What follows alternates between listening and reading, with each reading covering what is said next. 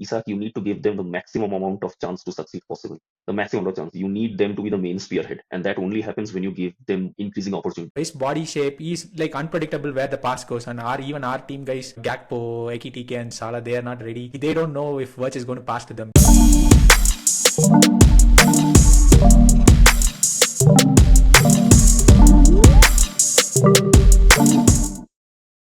Hi guys, welcome to another episode of the Chai and Clean Sheets podcast. Please like, share, and subscribe, and please support us. We have Sheikh, Jerry, and Jeans with us today in the podcast, and we are going to discuss about the Palace game. So let's start with you, Sheikh. How do you want to summarize the game? What do you think of this game? After 3, 4 attempts, we finally beat Palace this season. So we lost to them in Community Shield, and our performance was pretty bad in the 2 games we played in the Premier League and in the Carabao Cup. And finally, it was great for us to put one over them. The game had a lot of positives. I think Isak scoring and Wirtz scoring, and Jones's pass to Robbo as well. I think I'm happy for Robbo that he scored that goal. Yeah, 3-1, good day at Anfield. And even though they had some chances, Woodman was solid. I think Robbo's performance was solid. Curtis Jones, again, on the ball, he was solid. I believe Wirtz and Isak. So there were some positives, and I was happy for Wirtz to score his goal. I was happy for Isak to score his goal. Some happy moment in the season, and that propels us to fourth now, and just on points, equal points with Villa and United. Somehow we scammed into fourth place, and looking forward to the rest of the season to see where we can finish. So we are like in a decent spot in a promising position to qualify for the Champions League next season. So yeah, it's a happy day, and hopefully we can carry the positives into the United game, and then we'll see where we can go from here. Jeans, what do you think about the Woodman performance? Woodman was like amazing. I think like more than Mamadashvili, our players feel confident with Woodman. I don't know whether it's because he's a right-footed player, but the way like even the last game when he subbed in, right? Like everybody was confident with him. They were not hesitant to pass the ball to him. So he was good, and his save, a couple of saves was amazing. And yeah, I feel very much confident with him. I don't see him like a third choice keeper, rather than he should be like a second choice keeper.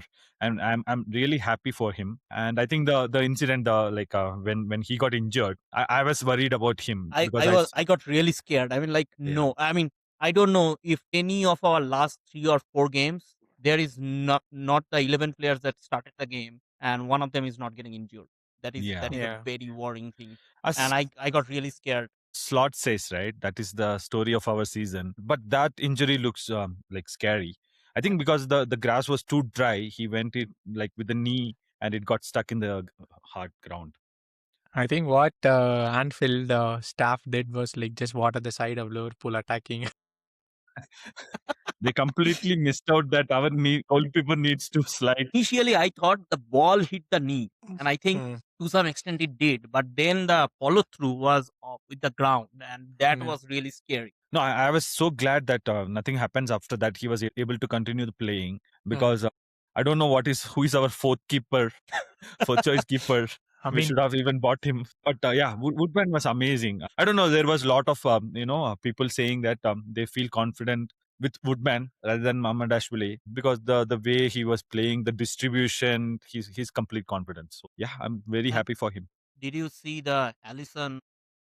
Yeah. When Robo yeah, scores, yeah. I mean, even yeah, before Robo's goal, so initially I think Woodman was. I mean, it was our pretty simple defending task, right? People are just passing between each other, and then suddenly they pressed, and Mateta was completely open. I was open like, air. yeah, that was a sure goal, right? And Woodman Yeah. saved that, and then from the following corner, Woodman is like 1-to-1 with that save, and that started the counter. And I was so impressed with Allison just standing and applauding that. Like it really, I'm pretty much sure Woodman got a lot of confidence from that. I hope someone told him that. One more thing, I mean, Woodman had a fantastic game, and when I was watching the game, I thought like, I think he's having a better game than what it looks. So after the game finished, I just went ahead and looked up the stats, and it was very, very easy. So what it says is like, obviously we won 3-1, right? So that's the given. But the expected goals, XG for Palace was actually 2.26, Oh which yeah, is yeah. fine. But the XG on target for us was higher, 1.90, because Isak kind of had one shot, one goal kind of thing. So that kind of boxed it up. And Palace were on 1.48. But Palace actually took far more shots. They took 14, and their Hmm. total shots on target were 7. So they were 50%, whereas we took 9 shots and 3 were on targets, 30%, right? But Palace was 50%. And what Woodman did was, it is amazing what he did. He had 5 saves, 4 of which were inside the box, right? And Yeah. even after his injury, he completed 49% of his long passes, which is amazing. Which is amazing. Yeah. Like, that is a top level goalkeeper Top performance level on goalkeeping what it is. performance. Yeah. Yeah, like Jin said, like his distribution was spot on, and I think end of the first half, that corner he saved, that if I was glad that didn't go, and if that had gone in, then our players' confidence would have Yeah. dropped. That I'm glad he saved that. Even when he got injured, right, that save from Ismail Assar, he didn't score against us. Finally. Yeah. So yeah. But yeah, he saved that as well. So that was like amazing. All three were amazing. I think the four, the Matata one, the one that led to our goal, and the save from Ismail Assar, and the what was the other one I missed? The save from the corner Yeah. at the end of the first It half. was Like Mateta, all I think. four were solid saves. I think I think he he's a, saved one from Munoz as well. Initially, it was just going inside the post, and he just yeah, jumped that's and the saved corner, it. That is, right? Yeah, yeah, that is yeah, a yeah. corner. So Vivek, I think you already discussed about this. So Mm. like Allison was happy that we finally scored a counter-attacking goal, right? Mhm. When was the last time we did a counter-attacking goal? I mean, if you want to say that a counter-attacking goal, I felt like it was going on slow mo. I felt like people are really hesitant to counter-attack, and when Konate started it, he just stopped for a second. I'm like, what? You just open, just pass it, or just hit it. Like there are a lot of, No, I but think he paused for a No, I second and think, then he passed to I think Word. it's bit harsh on Konate. I think he found words. yeah, The words made that goal for me with Yeah, his Yeah. yeah, turn. Like that one yeah, turn kind of took yeah, everybody out, and after that, words made that pass. I think only he can in our team do that, and he found Jones. Curtis Jones. That yeah. pass was like literally placed perfectly on yep, Jones's feet where he can yep, run onto it. Hmm. And we have to give credit to Jones as well. Like again, that pass to Robertson, again, he hit him on stride. He doesn't have to think about anything. He just have to take touch, and then he scored. Like both the both the passes, like from Wirtz, the turn from the Wirtz, the pass from Wirtz, and the yep, pass from Jones. Like yep. it was Even amazing. with these things, I felt like it was running on slow mo. I mean, I have seen, like we all have seen, how Salah, Mane, Coutinho, Firmino used to counter attack. Right, even with Nunes, it was like you cannot blink, and immediately it's a goal. Right, even with even it Vivek, was a counter Yeah, attack. Vivek, I'll I make think a yeah. you're not gonna go. like what I'm gonna say. It's probably because of No, also Vivek, also that's a main difference between Slot and Klopp. Klopp. Yeah. Because when Klopp get the ball, the first thing he wants is go with full force, attack Yep, that one. He doesn't care about what's happening after that. But with Slot, he want, at least in his strategy, he's saying a control attack. So when I was watching Crystal Palace game, there were a lot of moments when we could, increase the pace of the game. Hmm. And especially in our starting 11, I saw Soboslai, when he's getting the ball or if someone having the ball, he's Hmm. asking them to slow it down or make a back pass. So, like, I'm sure it is not his own wish, but Slot is using him as a person who controls the rhythm of the game. I so much of time when we, not just yesterday's game, but a lot of games I've seen, we were in a good, and Soboslai, suddenly he asks everybody to slow the game and he touched the game and he will do a back pass and controls the game. So that is a difference between Slot and Klopp. But last time also when last season, when Slots was doing this, right? Trent was making the difference along with Nunes and Diaz. Yes. Now Yeah. all three was lost. So there is no one to make that pass first and there Hmm. is no one to make that run. So Right. we are in kind of a complete transformation where we are not a counter-attacking team nor a possession-based team. Hmm. so I And want to actually, ask JD on that tone, that do you think Isaac was kind of wasted because of this kind of slowness of the game. Because all of the time when I was watching the game, especially in first half, I felt like Isaac was waiting for the service and it was just back pass and suddenly everything is lost, right? So what do you think of that? Basically, I think we already discussed about this. Our team, we are not, we don't know how to use Isak. Like it can be slot, it can be players. It is lot, like I will tell you. Yeah, Yeah. we don't know how to use him. Even the goal he scored, that was not a pass or service. McAllister took a shot, Yeah, he took a somehow shot. got into Isak's feet. Because currently we do not know how to use a proper number 9. But as you said, like even for counter-attacking game, I don't think Isak is the right answer for that. No. We are not Also, playing James, to. James, one more thing. That was Isak's only shot Yeah. on Yeah, goal on the game. That was the only shot. That doesn't seem right for a number 9. Like he No. should get more balls. At least No, try to like. actually, if that is what he's going to do, if he's going to get one chance and he's going to convert it, then I'm happy. Like he is doing that. So as long as he is Mm, converting, I'm happy. So one thing, I'm not expecting much from Isak this season because coming yeah. back without he didn't have a preseason Mm, and he started getting into some rhythm and then like he had an injury for 4 months and he's slowly mm, coming back. His touches has been improving and he got 18 touches this time. The thing with Isak is Slot has not figured out how to play with him, right? So that is one thing. So Salah leaving might help that. So I'm hoping to see without Salah for the rest of the games how we perform and how we will do. That will be a precursor to our next season, like how we are going to play without Salah. And again, I saw promising movements between Gakpo and Isak. Like they were combining well, and they were interchanging too. A couple of interchanging times. positions and things like that.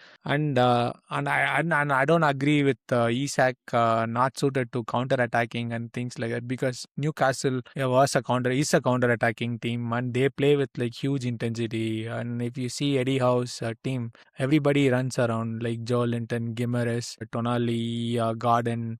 And Isak normally starts the press, and he normally is at the end of every move when Newcastle does that. So he is suited to counter attack. It's just about how we are using him. And I believe, I think Isak has good dribbling capacity as well. He has that capability and the skill. And I have seen him set up goal against the Everton, like he was running down the side and then carrying the ball Yeah. across and then setting up a goal for Murphy, right? So he can do that too. It's just about how we are using. I think Slot is being careful about integrating him back to the team after his injury, and I don't think he is like fully fit.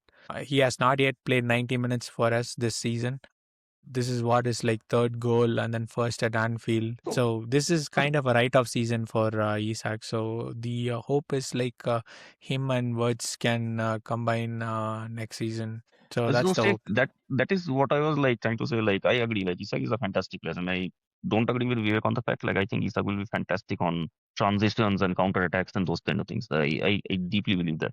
But what I wanted to say was like in this game, Isak. When said that one shot on everything, once again could be very much a systematic issue, right? Because Isak's biggest value is when he is in front of that goal, when he's inside that 6 yard box and everything, and he has the ball. And for him, that half turn space or space, the half space doesn't matter because he's a poacher, he's a striker, he needs to get the shot in.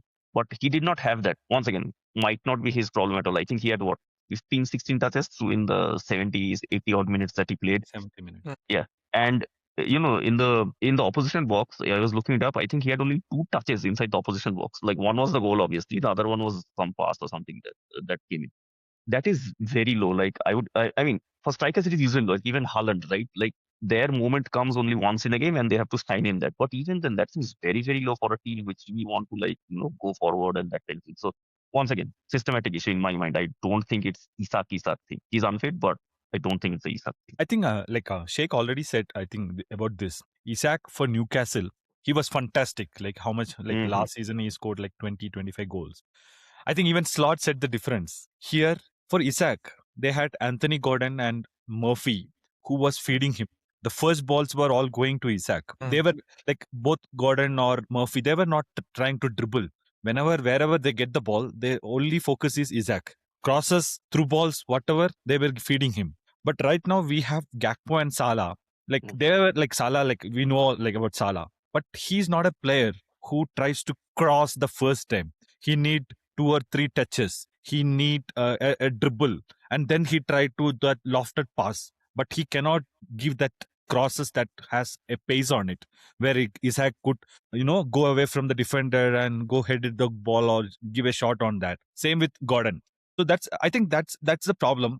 So Vivek, do you think that Isak can be fully unlocked if we get some pacey wingers on both the sides? Is the slots issue is with the tactics, or is it with the players that we don't have that enhances Isak's performance? I think it's both, right? I think slot tactics is like kind of in the middle of nowhere, right? I mean last season when Slot was playing with this team, I mean, yeah, we know Trent was there, Nunes was there, and Diaz was there. The thing that I liked about Slot last season was the directness, right? So one pass, second pass, you are in front of the goal.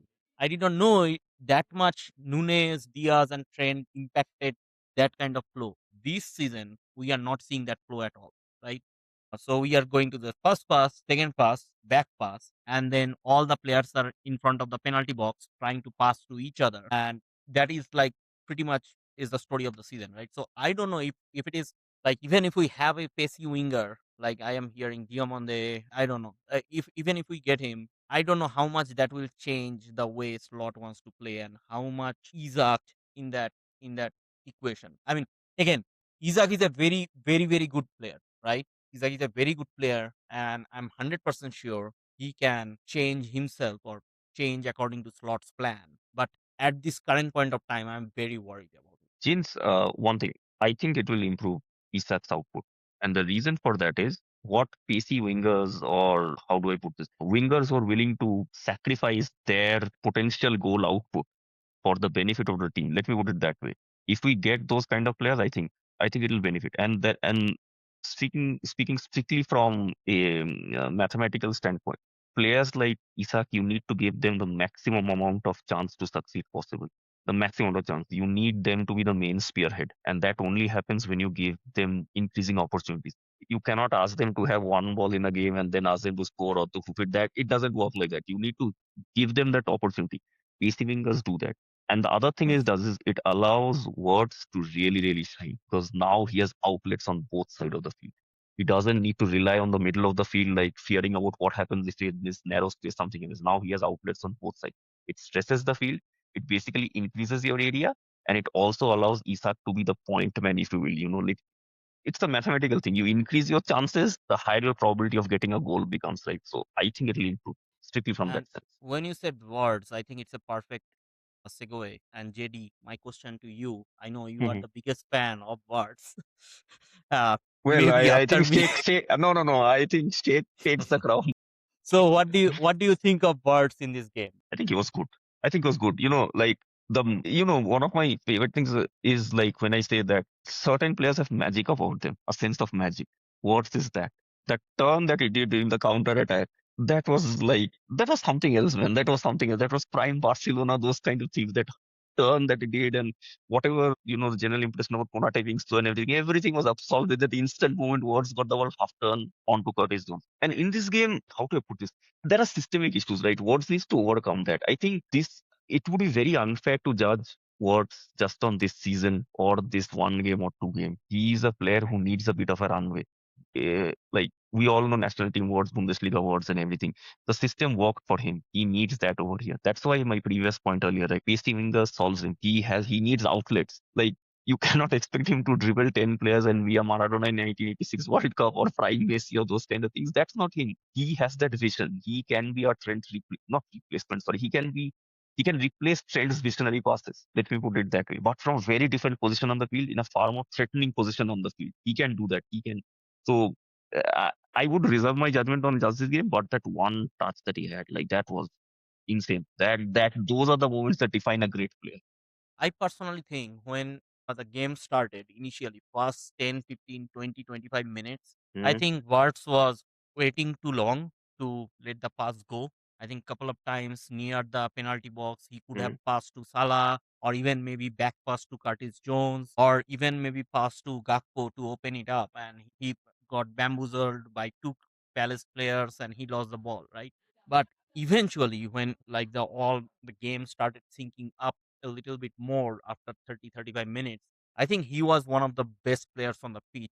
Like even on the second half, I think he played amazing. Right, right. And the thing is, like, we have talked about this before. I mean, like, stalling is not the right word, but almost like stopping thinking of a pass or those kind of things and everything.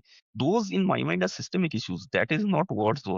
The same person, if that was like his natural game and everything, that would have shown up in his, pretty short career. It would have shown up in the national team, Leverkusen and all those. It's not. So it is something systemic. He will thrive if given the proper environment and atmosphere. So I wouldn't read too much into that. Right?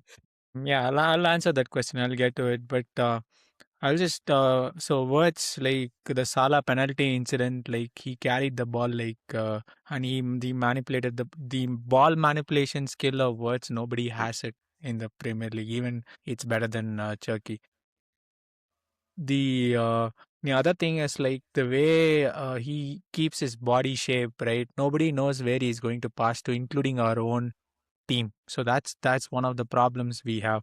So his body shape is like unpredictable where the pass goes, and our team guys, Gakpo, Ekitike, and Salah, they are not ready. They don't know if Wirtz is going to pass to them because whenever he has the ball, if you freeze frame, right, you can see clearly three passes in his mind. Like he can go to Salah, he can go to Ekitike, or he can go to Gakpo. He can make all those three passes. That's what makes Wirtz special.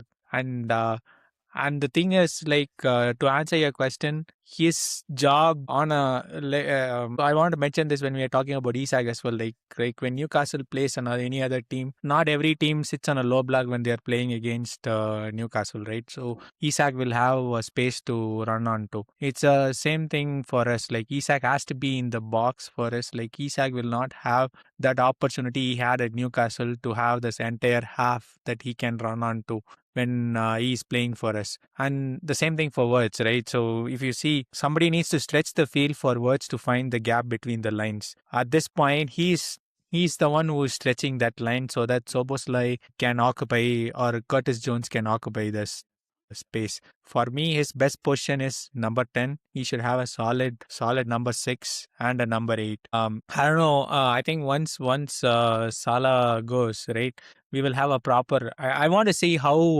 Wirtz, Rio, and Isak play together. So with Rio's Absolutely. taking up a few defenders and Isak occupying the main defenders, I want to see how Wirtz plays. And I want us to sign one more midfielder like a number 6 who can tackle and do long passes. I think Gravenberch is not the answer at this point, although he can be useful in many games. But we need somebody to partner Soboslai and one more new signing and Wirtz, and then that midfield will be, that will be perfect for Wirtz to thrive. To And one more answer thing, James's question, sorry, why Wirtz Vivek. in the One penalty more box? thing.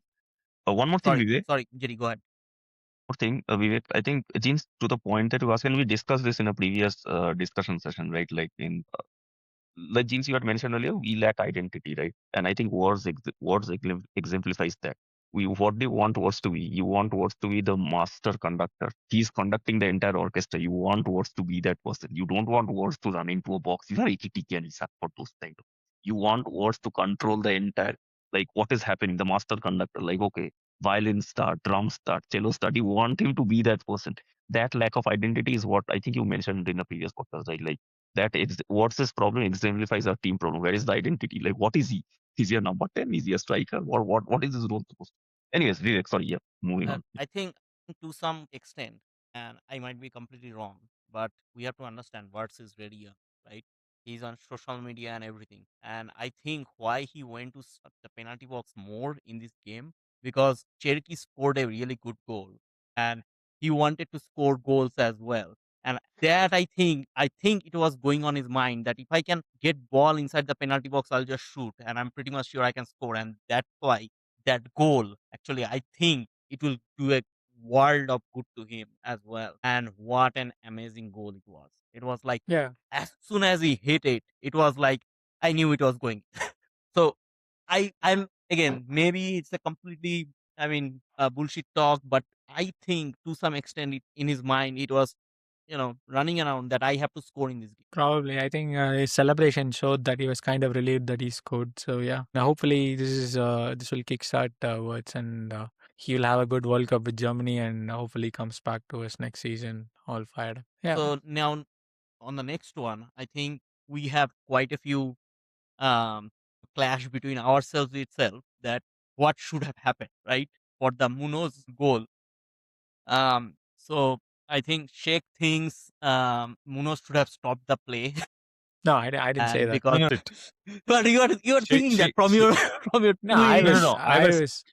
I was Jinx telling said that like Munoz he should should not have have stopped. scored, but Oh, okay. for Sheikh, yeah, So Yeah, for I Sheikh it mean, was like, like, they our defense should have went and press and get the ball back, or at least went they in the should have goal played to line, the because it whistle, was right? Somebody should have been to the goal. I mean, Munoz was in his every right to take that shot. Yep, Okay, the referee did not blow the whistle, exactly. and yeah, it was unfortunate. Woodman got injured in that play, but I think Glasner said it in his post-match interview too. If Woodman had been subbed off after that, then he would have let us. He would have scored a one goal to compensate for what Munoz did. But since Woodman was not like heavily injured, he said like we kept it and things like that. I mean, I will blame Virgil van Dijk and Yep. Konate, right? So they have to. Somebody has to step in front of him or go to the goal line to clear it. Like first, the thing is play to the whistle. That you are professionals. You should not be whining and complaining. And Exactly. then stand. Somebody go stand in front of. No, do not let him take a shot. Put your body on the line. I want to see that.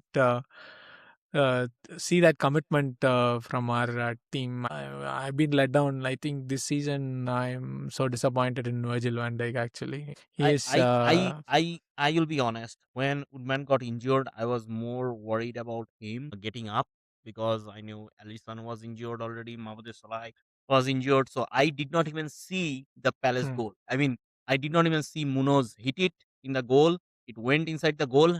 I suddenly looked at the scoreboard and I was like, 2-1? What 2-1. happened? Then I saw in the replay that the goal got scored. But Hmm. Jeans, to your point, I mean, what do you think? What what what should have happened? yeah. Like I was telling Sheikh, if we say the other way, right? If we find out one of the players, the keeper, especially the keeper, he made that first save was really good. Then he could not get up. He could not get up. If Liverpool player was in Munoz place and if he scored a goal, whatever the situation is, right? Whatever the situation is, I always consider the sportsmanship more than the situationship, right? So for me, basically, I if it was Liverpool player, if scored, I would be mad at him. But as Sheikh said, I don't complain about Munas, but like because he didn't do anything illegal, he was playing for the whistle and there was no whistle. But if it was Liverpool player, I would have been mad. But I was thinking the same about them, that they should not have scored it. So I understand your emotion about it, but in a league where there are quite a few play actors, right? Even especially goalkeepers sometimes, and even from bigger teams like Raya does play acting all the time. Ford does play acting all the time. So I don't know. I mean, if I am on Munas' shoes and maybe I'm overthinking it late when I'm thinking about it, I was like, how do you know if he was really injured or not? He made a good save and he knew the ball got away from him. The defense was all open, and maybe he was just play act.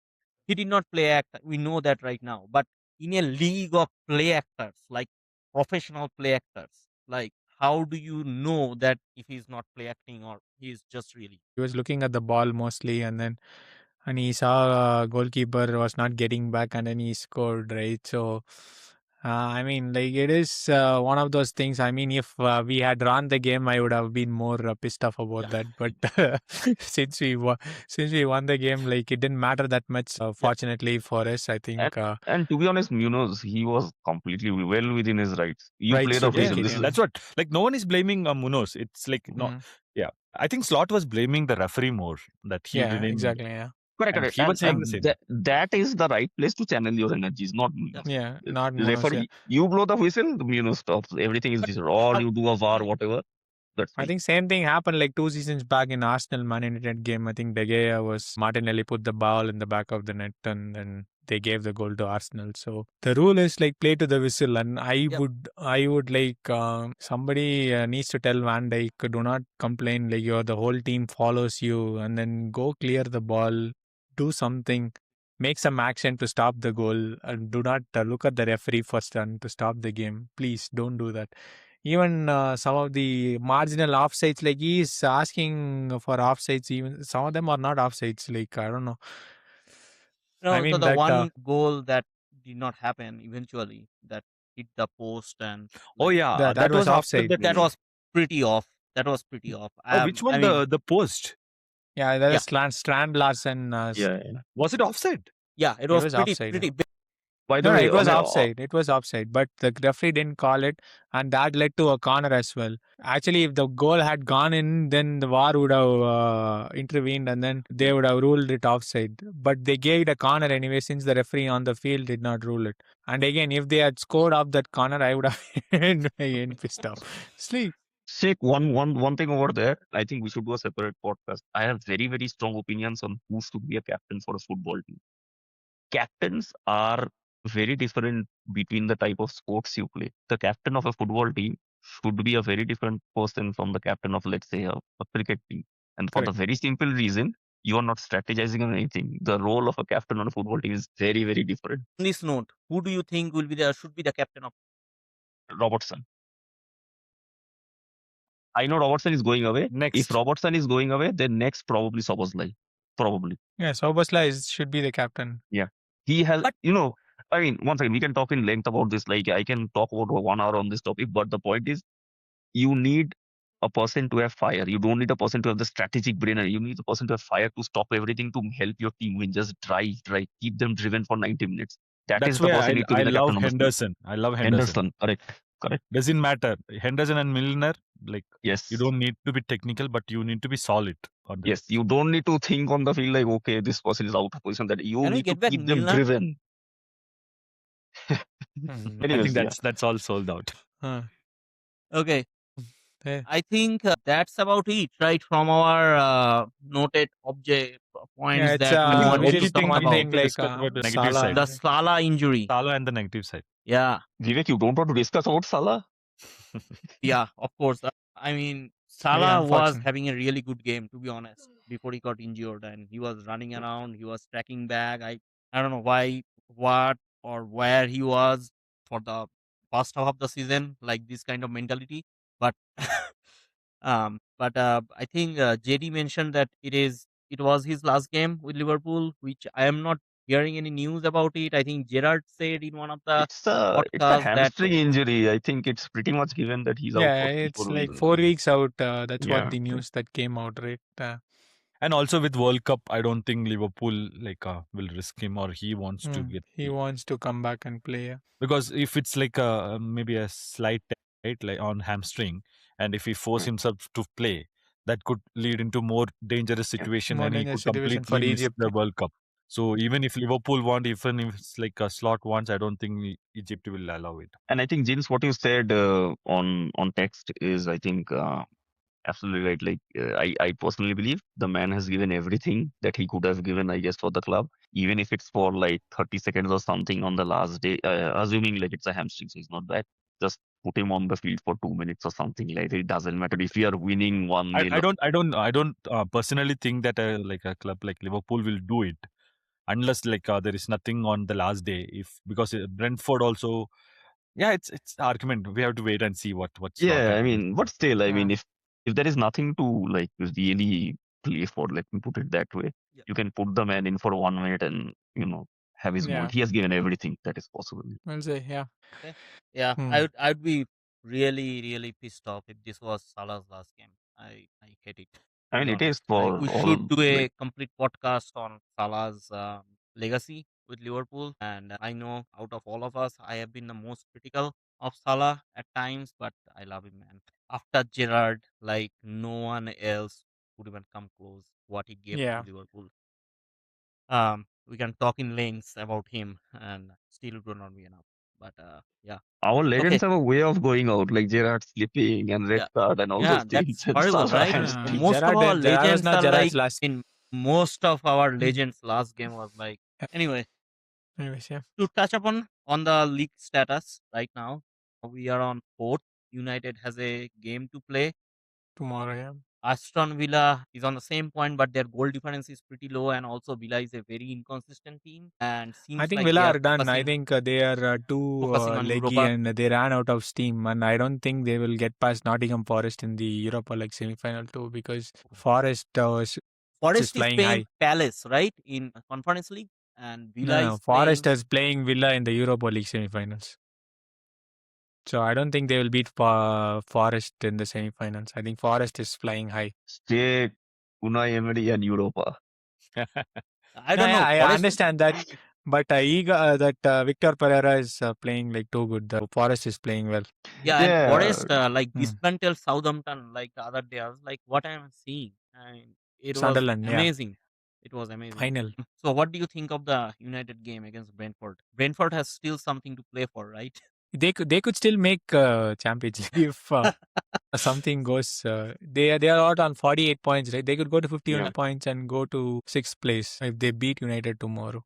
And I mean, hopefully Henderson, Kelleher, our B team can Vanderbilt. do it. Keep on watching, like, share, and subscribe, and see you next time.